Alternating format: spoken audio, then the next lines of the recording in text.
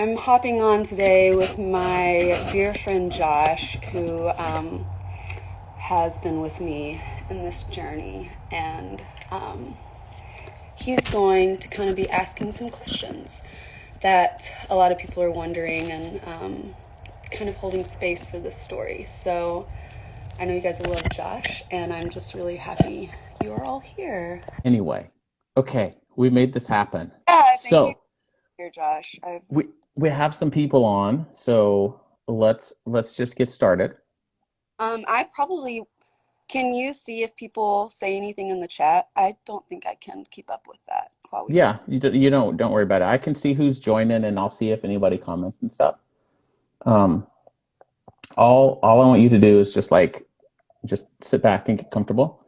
Um, so tell me what's been going on the last, 5, 6, 7 months for you. Just share. Yeah, so I know you, Josh has talked to me through the and some of this, and I just want to preface this too by saying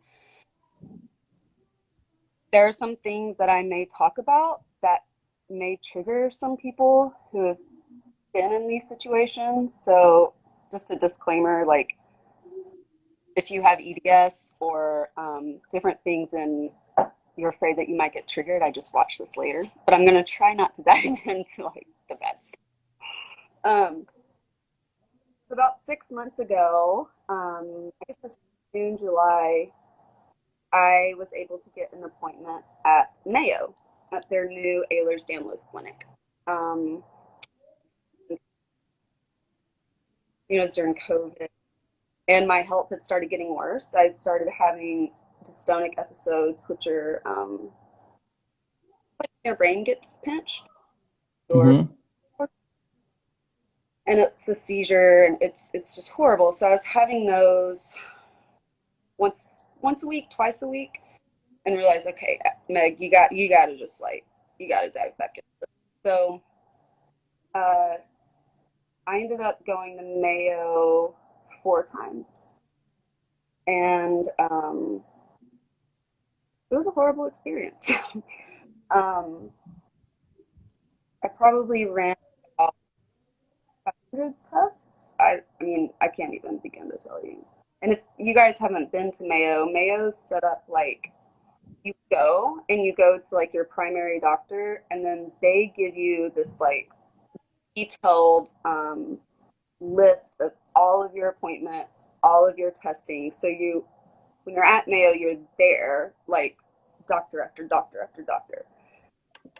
Four times I did this, and every time I saw a physician, they would say, "Don't you know that you have Ehlers-Danlos syndrome and that this is forever and it's gonna get worse and you're gonna be in pain forever and there's like nothing we can do for you? Like, what do you expect of us?" It's like, um, and then also being met with, "But don't worry, you'll live a long life in lots of pain. Nothing we can do." Um, and basically, Mayo ended with the head doctor there telling me that the only studied and approved scientific research to treat Ehlers-Danlos syndrome is a heating pad. Well, And yeah, laughed. And I very was, helpful. yeah, yeah, it was. But the good thing about Mayo, I just want to, I have gratitude for it because I asked for it. I manifested it, and I needed to have the ability to run all of the tests that I was able to get there because without those images, I wouldn't be able to show people like what's actually going on the inside. So even though Mayo wasn't helpful, I have those images now and have going on. But Yet you probably have do you have a better understanding of what's going on then? So they gave you some answers, but didn't help much with the pain or anything like that. they didn't give me any answers. It was my a friend of mine, Brianna. she's a physician's assistant who also has Ehlers-Danlos. She looked over my, and she's the one who's been finding the things, which has been really just, you know. So so then after Mayo, then what happened? Like what was like where did you go after there? Because I know you did have some really good experiences with a place. Yeah. Um, Um, and that was more recent. yeah. But so where did you go after Mayo? So with Mayo, that whole time, it's just so difficult being met with the reality of the finality of this, of saying, look, like no one knows, like nothing. We know nothing. For people that don't know exactly what you have, can you give a quick, just like rundown of what it is and how you feel every day? Because I know it's very painful. I send Reiki to you often. I know for that. Um, yes, I can explain that. So Ehlers-Danlos syndrome is a genetic connective tissue syndrome, kind of like you think Down syndrome is a syndrome. Uh, it's a chromosomal abnormality that you're born with, and because of this, the connective tissue, so your fascia, your joints, your veins, everything in your body is made out of connective tissue. Um, it's hypermobile, so it's too loose. So when it rips open, it doesn't know how to repair. And when it opens, it is forever stretched. So Gotcha. there's nothing wrong with my bones, but there is something incredibly wrong with the connective tissue that holds them up. At the end of the day, I learned over all of this that the two biggest things that we have problems with, one, it's gravity. Like, if there was a way that I could live in the ocean, my life would be incredible. And number two is lack of inhibition, because our um, sympathetic and parasympathetic nervous system is always firing. Yeah. That's why, you talk about the pain, and the pain is it's un it's I don't even have accurate words for it, because for instance, most of the time now I spend my days um, with my head banging my head against a wall and screaming. And the screams they're like, it's like someone's murdering me, and it just comes out. And now the most intense pain is in my head. I know you've even said that music sometimes is overstimulating and hard to handle. Yeah, it's Bright lights, like do bright lights affect you? Like, every yeah, every sensory input that you can imagine. It all goes through your right cortex. So because of this, because of the pain usually goes to the left side of your brain. So imagine the left side of your brain, your whole life is getting just like crazy pain signals. It'll eventually bleed over into your right cortex that's not supposed to hold this pain.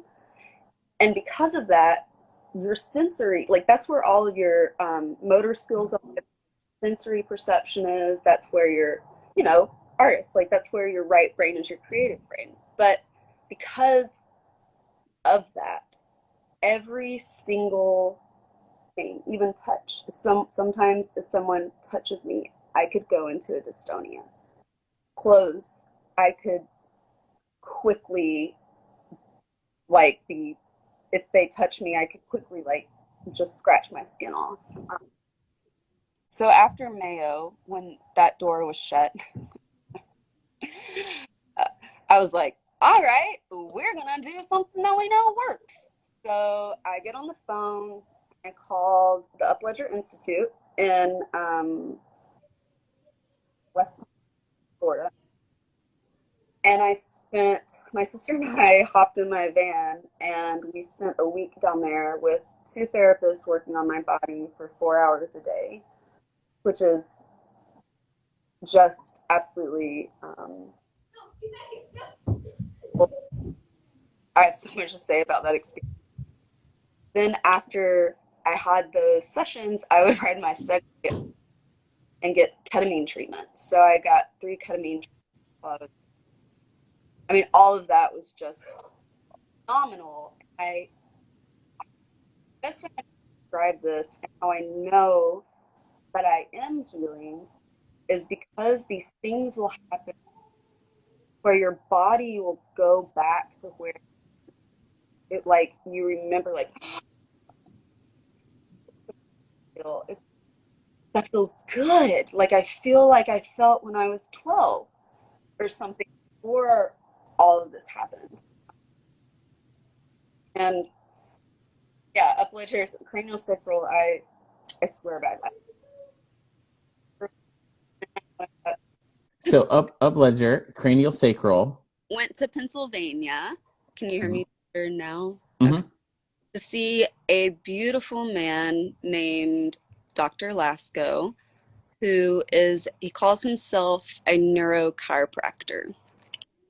And he worked with me for 5 hours a day for a week. And what we did was, it's what Josh, what he taught me, like, I know we haven't been able to talk about it yet, but like, I learned so much and it's just incredible how our bodies work. But he gave me tools to help. He calls them decoupling. So Okay. decoupling different areas of your brain so that like I haven't had a dystonic episode since I saw him, which is huge. Okay. Yeah. When those things start to happen and everything starts to flare, I do these simple things now where like one is just like deliberately touching each of my fingers to each other and doing that over and over. Like simple stuff like that. And it's completely rewiring my nervous system. That's amazing. Really. But since and I don't know what happened a month ago. Um, but about a month ago, the pain got into a place where it never been. And the severity and the what's the word? I, the survive the surviving the life.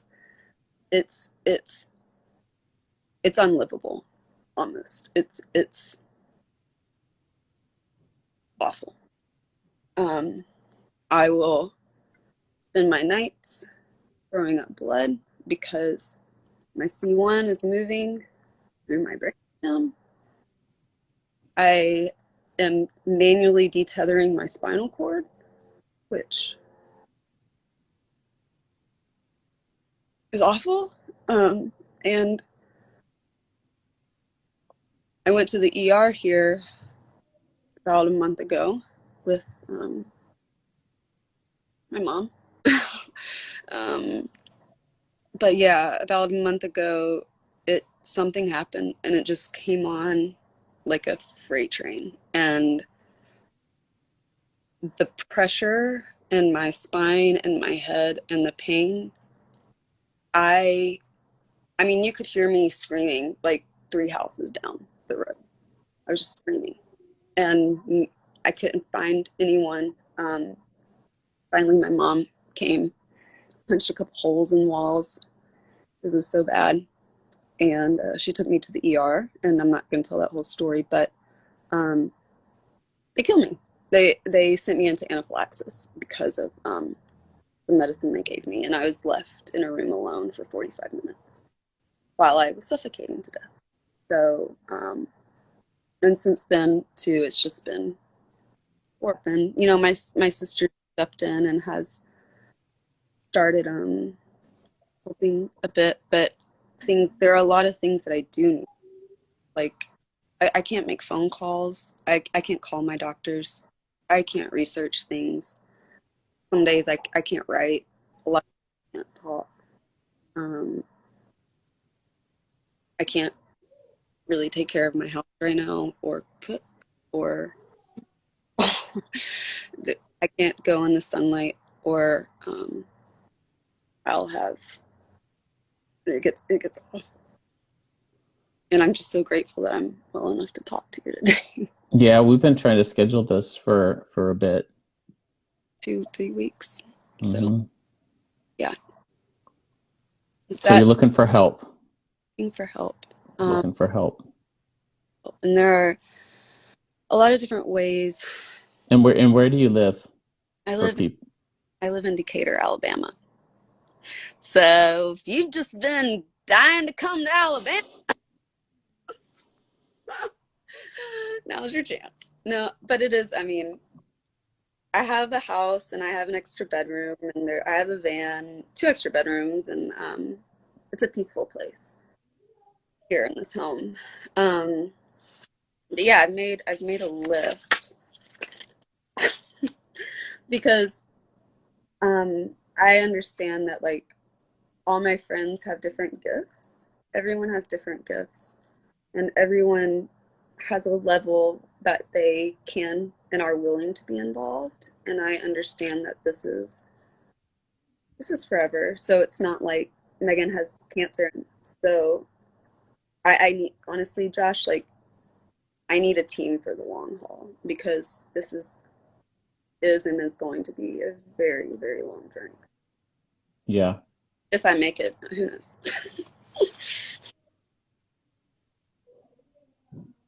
Hmm.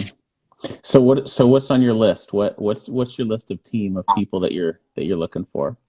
Well, first off, Taryn is my sister, and she's the best contact person right now.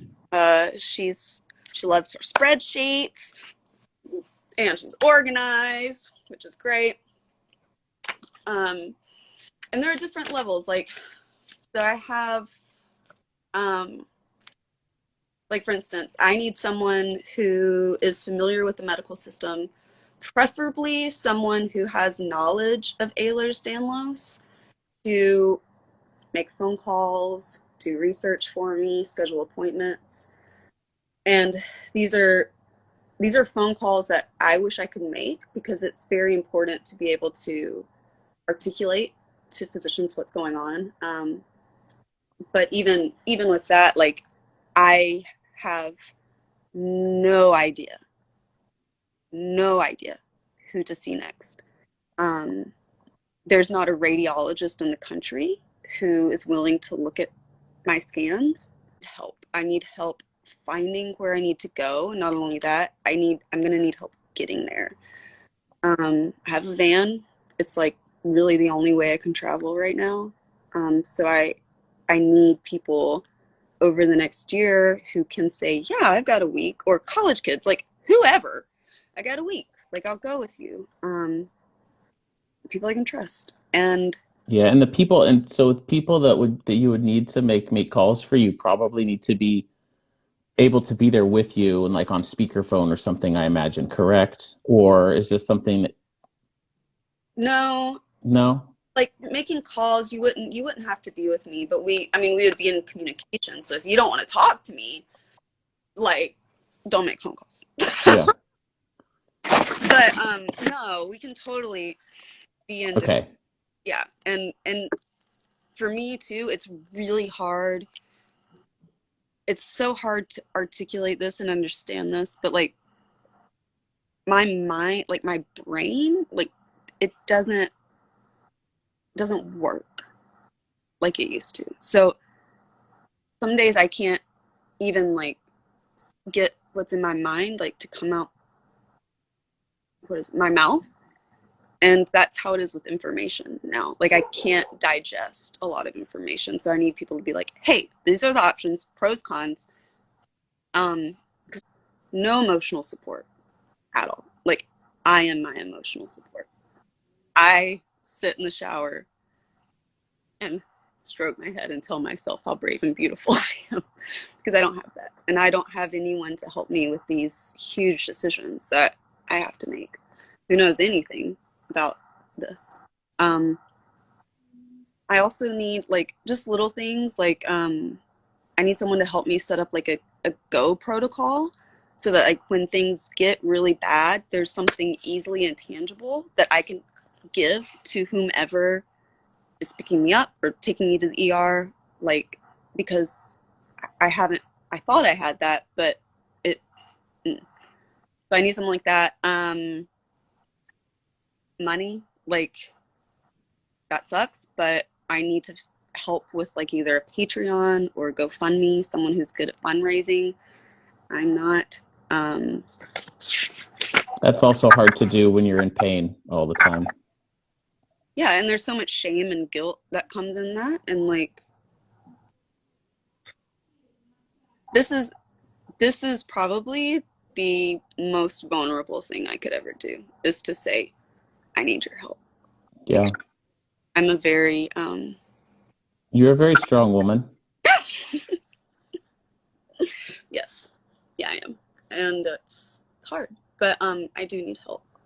I already said people to come. Like really, um, I have a lot of friends just like you who are healers, and I know and absolutely believe in distance healing, and I believe in our etheric and spiritual bodies are healing at the same time that our physical bodies are healing. So any support that I can get in that from people. I have a friend Santina who does emotional freedom technique for me, and you know there's all kinds of people out there, and I just welcome them into my life, whomever. Um, Encouragement, Josh, like this is awful, and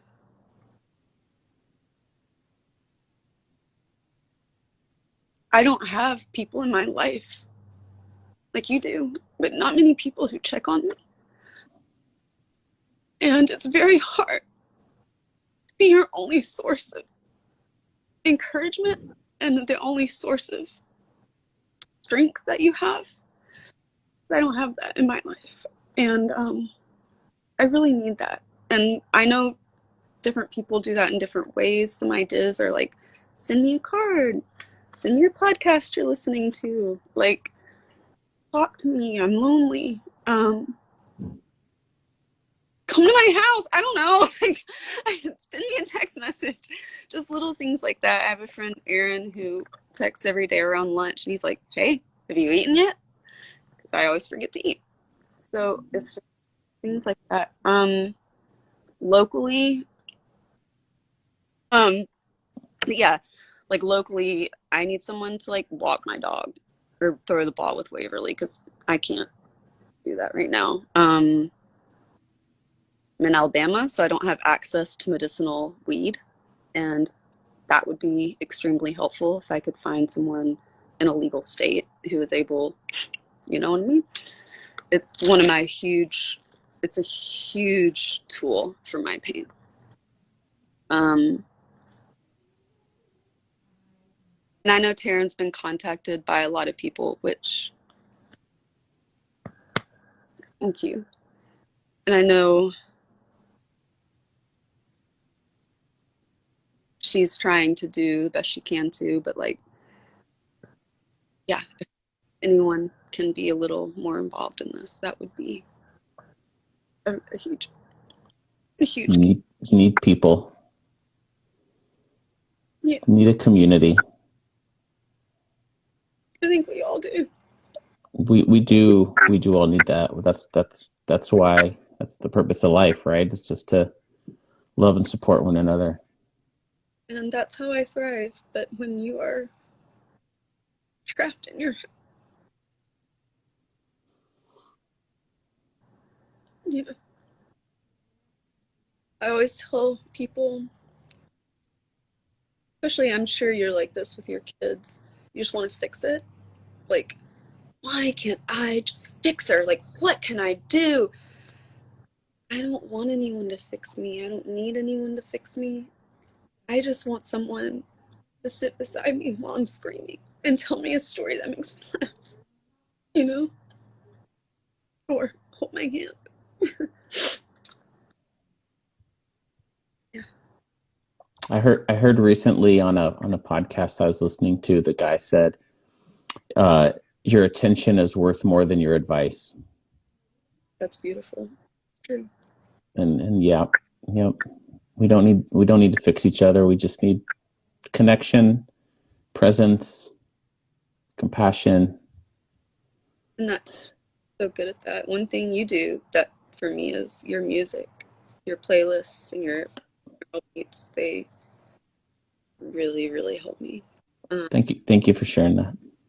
and when I start going bad, like that's the first thing I have to do is like put binaural beats in my ears like as quick as I can because they help deactivate some of the sensory responses.